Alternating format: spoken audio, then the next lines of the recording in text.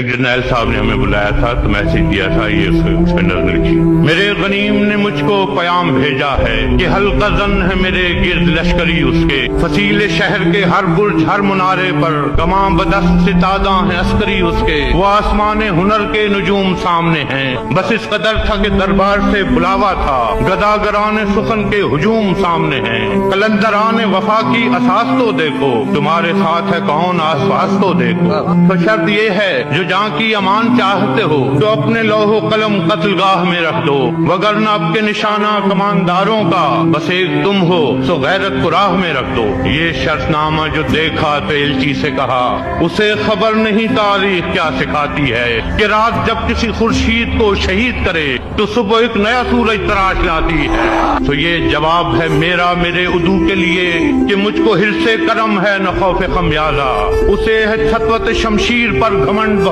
اسے شکوہ قلم کا نہیں ہے اندازہ، میرا قلم نہیں کردار اس محافظ کا جو اپنے شہر کو محصور کر کے ناز کرے، میرا قلم نہیں اوزار اس نقب زن کا جو اپنے گھر کی چھت میں شگاف ڈالتا ہے، میرا قلم نہیں میزان ایسے عادل کی جو اپنے چہرے پہ دوہرا نقاب رکھتا ہے، یقین ہے مجھے کہ یہ حصار ستم کوئی تو گرائے گا، تمام عمر کی ایذا نصیبیوں کی قسم میرے قلم کا سفر رائے گا نہ جائے گا۔